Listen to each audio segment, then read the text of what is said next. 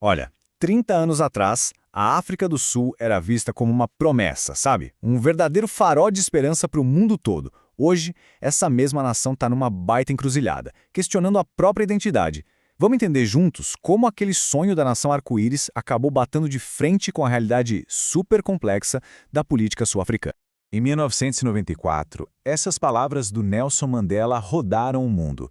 A ideia de uma nação arco-íris. Essa metáfora virou o grande símbolo de uma nova África do Sul. Uma nação que, depois de décadas de uma opressão brutal, estava buscando a unidade justamente na sua diversidade. Era um ideal muito poderoso, que nasceu num momento de otimismo que contagiava todo mundo. Mas de onde veio esse ideal? Como é que ele nasceu? Para a gente entender a encruzilhada de hoje, primeiro a gente precisa voltar um pouco e explorar as origens desse sonho da nação arco-íris e os alicerces em que ele foi construído.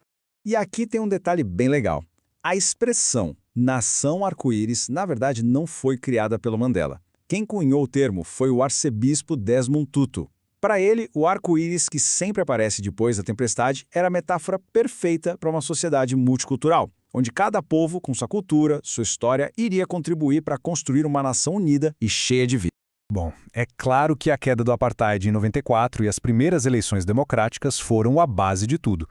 Mas a luta pela liberdade na África do Sul também tinha uma base espiritual muito forte, inspirada na teologia da libertação. Essa corrente, que foi abraçada por figuras como o Tutu, defende a justiça social e a libertação dos oprimidos como um dever cristão.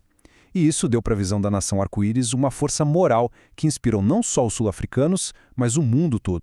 Só que, o sonho da nação arco-íris não demorou para bater de frente com a dura realidade das divisões sociais e políticas. Vamos ver agora como essa questão da identidade se tornou um verdadeiro campo de batalha na nova África do Sul. Aquela ideia de uma identidade sul-africana única, unificada, acima das divisões de raça ou etnia, começou a ser questionada. As feridas antigas do apartheid não tinham cicatrizado direito e novas tensões começaram a surgir, desafiando de vez o sonho da unidade nacional. E o conflito pode ser resumido mais ou menos assim. De um lado, a gente tem a visão de uma nação multicultural unida. Do outro, o nacionalismo étnico, que basicamente reivindica o direito à autodeterminação para grupos específicos, como os afrikaners, aquela minoria branca de origem holandesa que sentia que estava perdendo espaço na nova ordem. Uma das principais bandeiras desse nacionalismo afrikaner é a criação de um Volksstaat. Essa é a proposta de um Estado independente, ou pelo menos autônomo, para a minoria branca. Um lugar onde eles pudessem, em tese, preservar sua cultura e identidade de forma separada do resto do país. E olha, não pensem que isso é só uma ideia jogada no ar, não. Desde o fim do apartheid existem propostas bem concretas. Esse slide, por exemplo, mostra planos apresentados lá em 1999, detalhando territórios, populações, modelos de governo. O exemplo mais famoso disso na prática é a comunidade de Orânia, uma cidade autônoma no Cabo Noroeste onde só vivem afrikaners. É uma tentativa de colocar a ideia em prática, mesmo que em pequena escala. E claro, o nacionalismo afrikaner também acaba se alimentando de uma narrativa de vitimização, a ideia de que a minoria branca está sendo sistematicamente perseguida na nova África do Sul.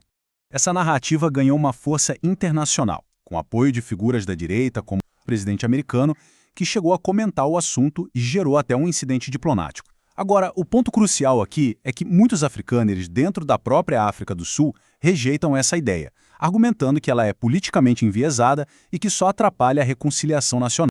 Mas seria um erro enorme pensar que a política de identidade na África do Sul se resume à questão branca. Na verdade, a história é bem mais complexa. Ela é um espelho das profundas divisões sociais que ainda marcam um país em todos os setores.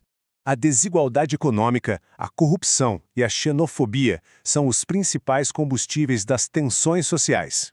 A violência contra imigrantes de outros países africanos, por exemplo, é um problema trágico e que sempre volta à tona. Tudo isso cria um ambiente onde as pessoas acabam se apegando a identidades de grupo como uma forma de proteção e de afirmação.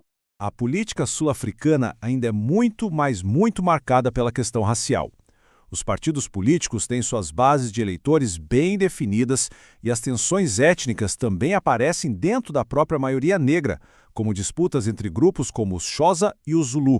A desilusão com aquele sonho da nação arco-íris é especialmente forte entre os jovens negros. Para eles, que nasceram depois do apartheid, a promessa de igualdade parece que nunca se concretizou de verdade. A desigualdade e a falta de oportunidades ainda são uma realidade diária. Então, para eles, aquele ideal soa como uma promessa vazia. E aqui a gente chega num paradoxo fascinante. Ao mesmo tempo em que alguns grupos reforçam suas identidades étnicas, entre os jovens africanos que vivem nas cidades, está surgindo uma nova identidade. Uma identidade menos ligada à etnia e muito mais influenciada pela globalização, pelo individualismo. É o que chamam de identidade pós-nacional, onde ser sul-africano, ou até global, se torna mais importante do que herança étnica. Todas essas tensões sociais e políticas, que foram se acumulando por 3 décadas, culminaram num verdadeiro terremoto político nas eleições de 2024. Foi um evento que marcou o fim da era de domínio do Congresso Nacional Africano, o partido do Nelson Mandela. Como dá para ver bem aqui nesta linha do tempo, o apoio ao ANC, o partido que libertou a África do Sul do apartheid, veio caindo pouco a pouco ao longo dos anos. E por quê? Basicamente, foi uma combinação de frustração popular no meio de escândalos gigantes de corrupção e a persistência daquela profunda desigualdade social. E o resultado está aqui, preto no branco. Nas eleições de 2024, o ANC perdeu a maioria absoluta pela primeira vez na história, caindo para cerca de 40%. A Aliança Democrática, de centro-direita, se consolidou como a principal oposição e o novo Partido Radical, liderado pelo controverso ex-presidente Jacob Zuma, surpreendeu todo mundo ao se tornar a terceira força política do país. O resultado das eleições de 2024 foi isso: o fim de uma era na política sul-africana. O domínio de um único partido acabou, abrindo um período de incerteza profunda e, acima de tudo, de muita, mas muita negociação. Isso nos leva à reta final. Vamos ver agora como a África do Sul está lidando com esse cenário político novo e super desafiador. E quais são as perspectivas para o futuro do país. Com o fim do domínio do ANC, a grande questão que paralisou o país por semanas foi quem vai governar a África do Sul e como é que um governo poderia ser formado a partir de um resultado tão fragmentado. A solução que eles encontraram, depois de dias de negociações super tensas, foi a formação de um governo de unidade nacional. A ideia era criar uma coalizão bem ampla para garantir estabilidade. O mais surpreendente foi que a proposta foi aceita pelo principal adversário histórico do ANC, a Aliança Democrática. Pensem só no tamanho disso. Essa aliança é inédita. Ela une o partido de centro-esquerda, que lutou contra o apartheid, e o partido liberal de centro-direita, que tem sua base de apoio na minoria branca e na elite econômica. É, sem dúvida, a maior mudança na política sul-africana desde o fim do regime de segregação racial.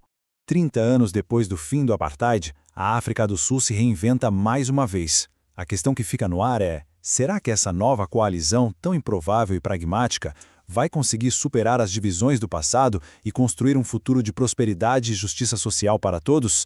O destino da nação arco-íris está, mais uma vez, em jogo. Muito obrigado por assistir. Se gostou, deixe seu like, compartilhe com os amigos e comente aqui embaixo o que achou do vídeo e o que gostaria de ver no canal. Até a próxima!